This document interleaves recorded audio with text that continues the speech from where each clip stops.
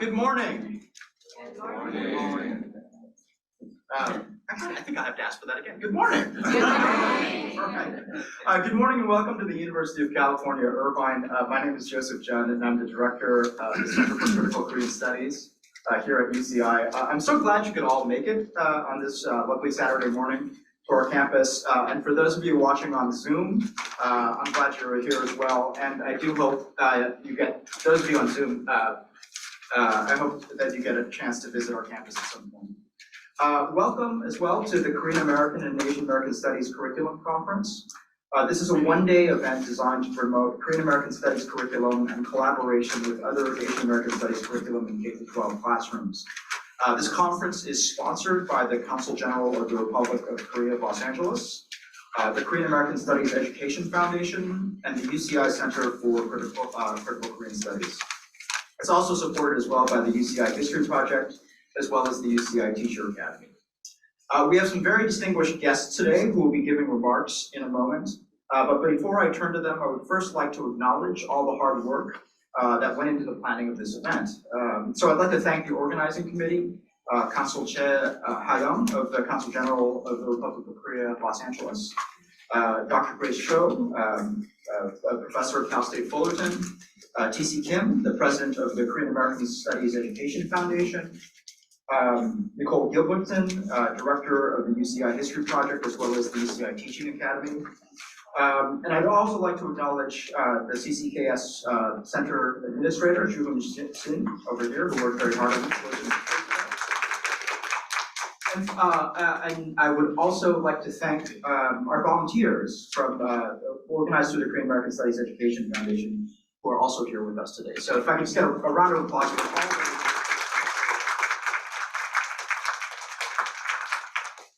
them. So we have a really packed program today. So before we get into that, I just want to give a few logistical announcements. I already mentioned parking passes.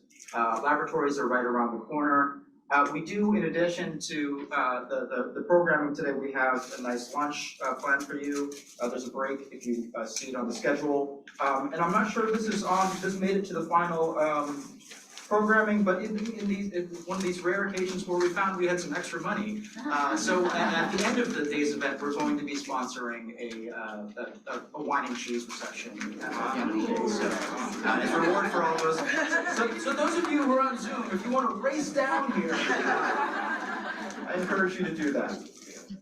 Okay, so I won't delay any further. Let me introduce the first of our distinguished guests who have some remarks for us ahead of this really important conference. Our first guest is none other than the Korean Consul General, Mr. Young-won Kim. He's a career diplomat who joined the Foreign Ministry of the Republic of Korea in 1993. He worked at various ministries of the Korean government, including the Foreign Ministry, the Unification Ministry, and the Office for Government Policy Coordination, Prime Minister's Office. Prior to his current post as Consul General in LA, he served as the Director General for the National Security and Foreign Policy at the Prime Minister's Office. He also worked as the Director General for Planning and Management and Foreign Ministry. His most recent foreign post was as a member of the panel of experts, UN Security Council Sanctions Committee, at the United Nations headquarters. His foreign posts also include Washington, D.C., New York, Beijing, and Baghdad. And just as a personal note, I'm really grateful for the support for your office for this event, but also for many of the things that happen on behalf of Korean and Korean American issues in our community. So please, please join me in welcoming.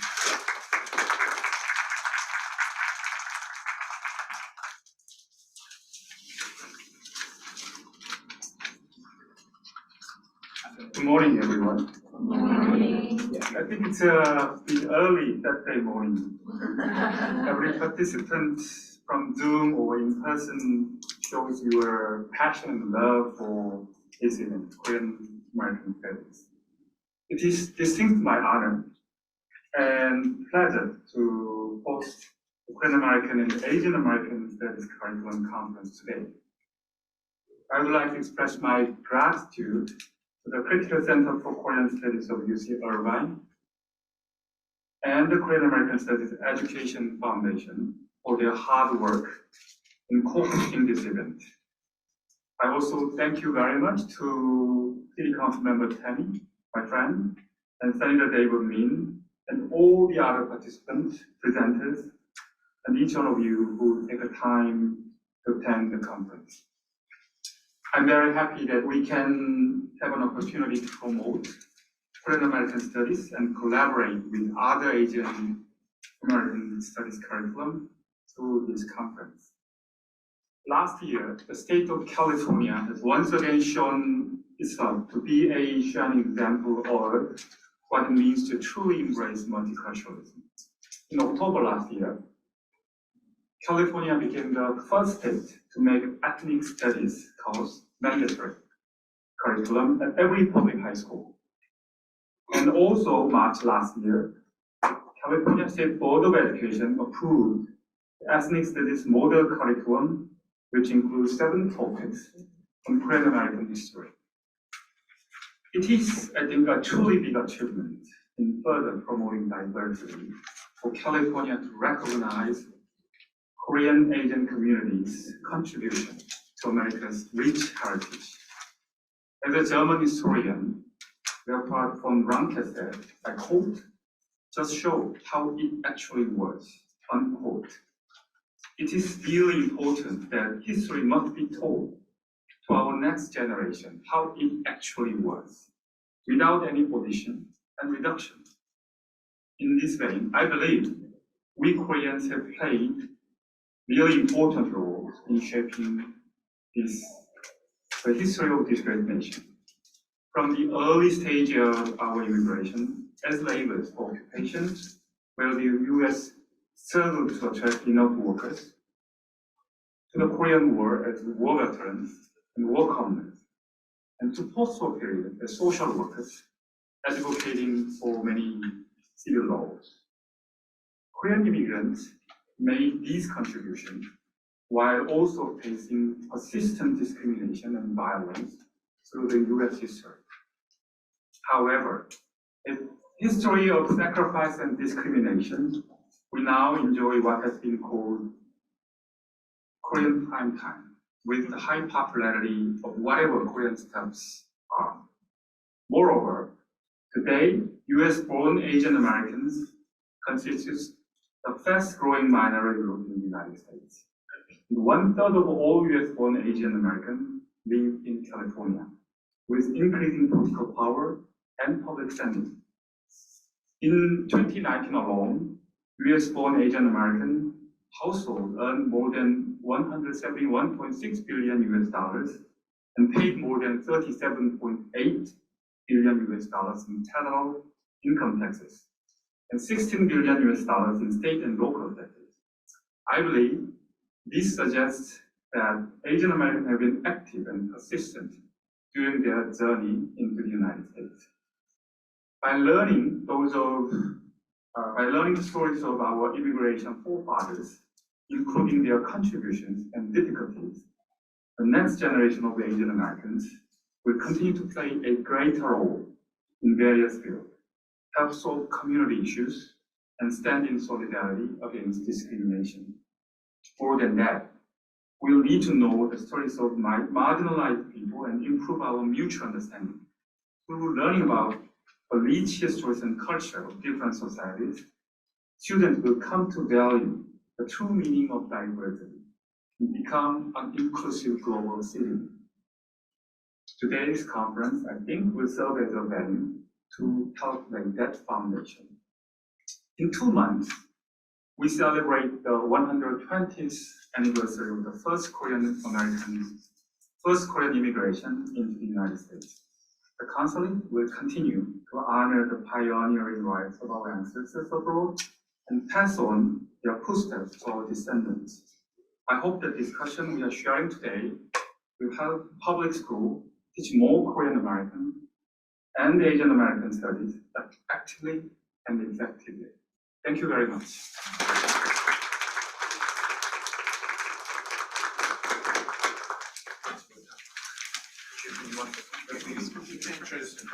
Thank you, Constantine. Our second remarks come from Dave Min, State Senator Dave Min. who was planning on being here, but unfortunately he was called away, so we sent pre-recorded remarks.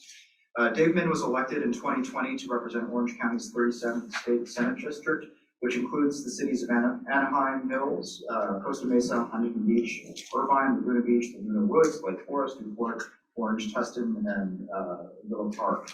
Dave is a native Californian who resides in Irvine with his wife. I see him at the park all the time, Jane Stover, and 3 young kids. Before joining the state senate, Min was a law professor here at UC Irvine, where he taught and researched in the area of business law. He's also one of the country's leading experts on banking and housing policy, and he has testified 6 times before Congress on these issues. Jane is also a law professor with his wife at UC Irvine, where she teaches family law, runs the law school's domestic violence clinic. So we have pre-recorded comments from Dave, and Julie, would you mind putting them up here? 안녕하세요. My name is Dave Min. I'm California's state senator for the 37th Senate District, which includes my city of Irvine. First, I apologize for not being there in person, but rather through video. I'm unfortunately traveling right now. I am in Egypt for the United Nations Climate Conference, and so I can't be there in person. But I am honored to have the opportunity to give greetings to today's Korean American and Asian American Studies curriculum seminar at UCI. For those of you who may not know this, I actually taught at UC Irvine before becoming a state senator. I was at the law school, and I still live in Irvine with my wife Jane, who's a professor at UC Irvine School of Law. We raise our 3 children, 11, 9, and 6, and we love it out here. Now, as my children have gotten a little older, they've asked me more and more about Korean culture. This is a huge thing with kids these days, very different from when I grew up.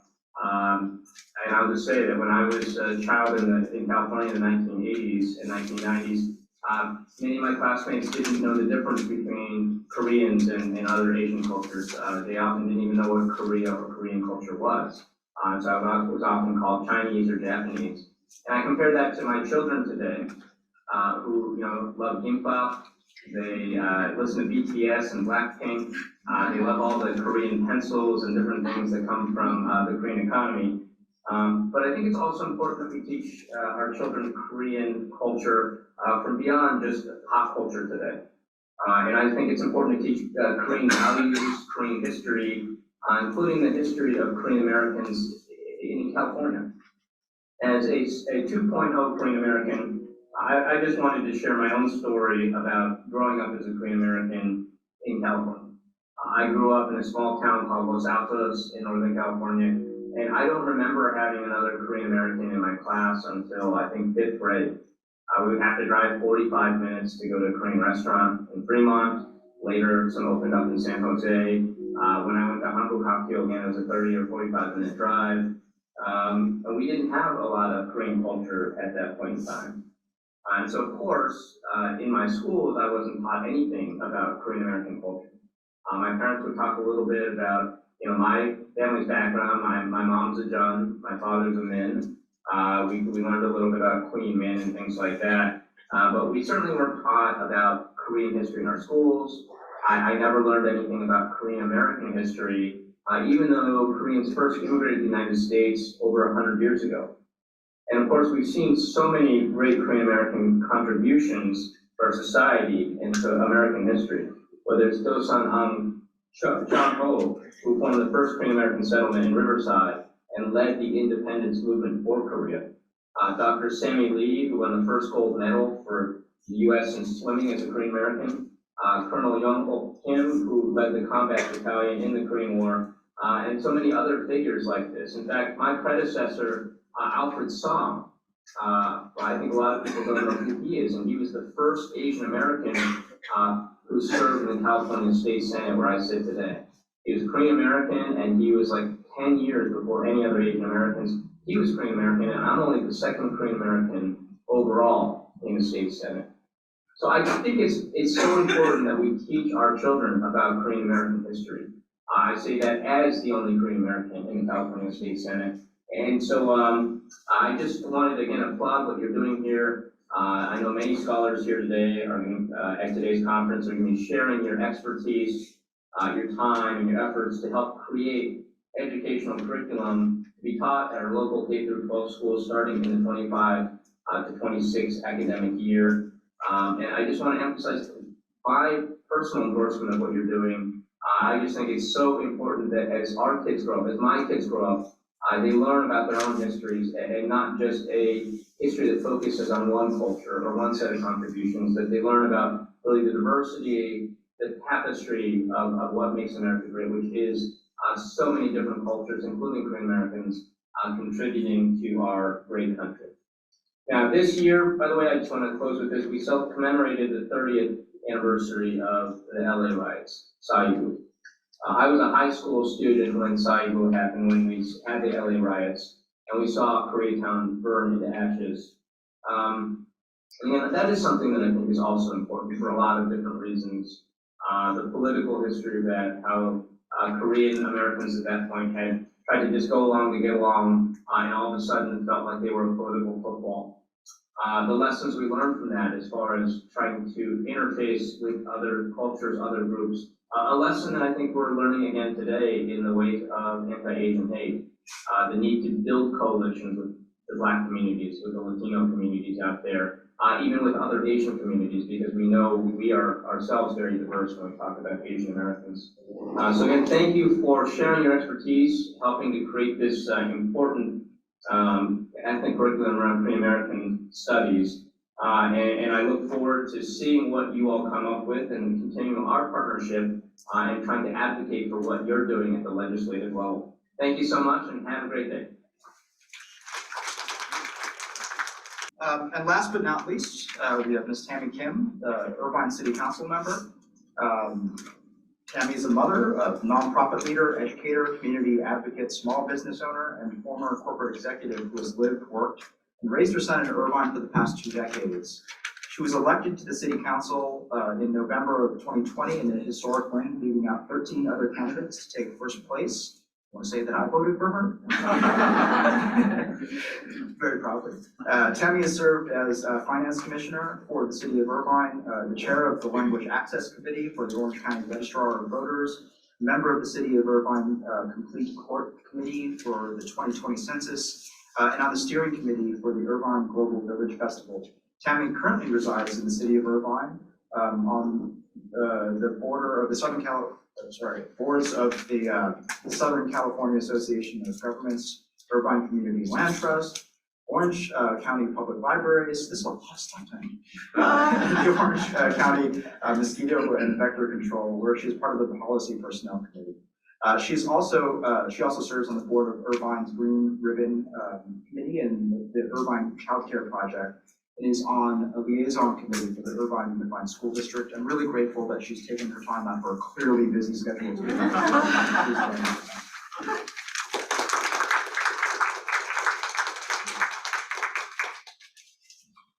Thank you so much for having me here.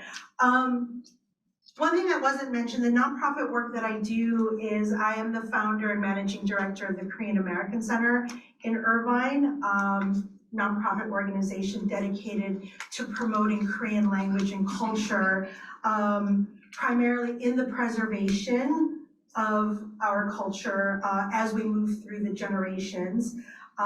We also work a lot with education and civic engagement as well towards Korean American empowerment.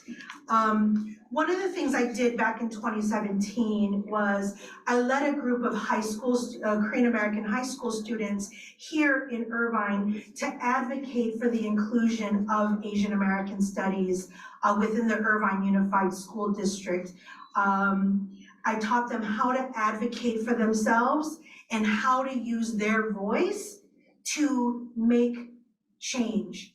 And one of the things that they are the ones that chose that project because they saw that the curriculum within their schools, which is overwhelmingly Asian American, was taught from a Eurocentric perspective.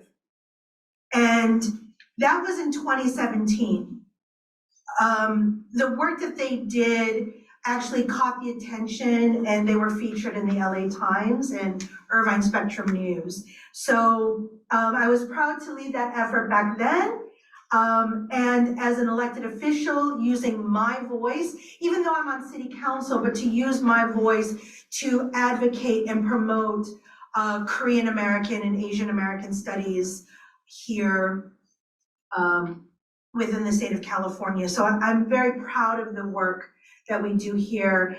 I want to thank all of you, each and every one of you, as educators and as busy people, the fact that you can make time in your schedule to come here, whether you're here online or whether you are here in person, I thank you very much, because the work that you do each and every day is critical. Hence the name Center for Critical Korean Studies. But I want to share some thoughts that I have when it comes to curriculum and content for Korean American studies. And I think that it's, what we want to do is we want to balance, and I'm just sharing my sort of personal thoughts here. I think it's important to balance in having pride in what we've done as Korean Americans and the accomplishments of what we've done. So we look at Colonel Kim Young-ho, or we look at Sammy Lee, and obviously Tosan An Chang-ho, but we also want to look at and analyze some of the more painful and more complex issues around our history. So, one of the things that I've noticed is, we began our history in America in 1902. But we also have, Seo Jae-pil, who was the first naturalized Korean American who came to this country in 1885. And it's a complex history, little painful, and so we want to try to also talk about that as well. When we talk about the early immigration of Koreans to the sugar cane plantations, we want to also talk about the complex history of Dr. Horace Allen and the Christian missionaries. Again, it's very complex, but I think we have to analyze and explore these when we really want to really understand the Korean American identity and understand why 90%, at one point, 90% of all Korean Americans identified as Christian, whereas only 20% in Korea identified as Christian, and really look at that. We want to look at the complex history of Syngman Rhee, good and bad, because that's how we understand how we got to the Korean War. And how that happened. We also want to understand how Christianity shaped Korean Americans and how the complexity of Christian missionaries and how they impacted why we do or don't celebrate Chuseok or Seollal here in the United States as they do in Korea. And I also want to really highlight and challenge you all as educators to look at the important role that Korean American women who served as GI brides played in the immigration of this country when it came to Korean immigration, and how they fueled the seed of family sponsorships here in this country, especially during the 1960s after the Hart-Celler Act and 70s up through the 80s. So these are some of my own personal thoughts. Clearly, I've given a lot of thought around Korean history and Korean American history. To Dave's point, Senator Min's point, I too was never taught history, but I took it upon myself to learn our history and to make sure that I taught my son what his history was, whether it's Korean history in Korea or Korean American history, because the only way we can be proud as Korean Americans is when we know where we came from. So thank you all for everything that you do as educators. And I'm sorry I ran a little long, so thank you.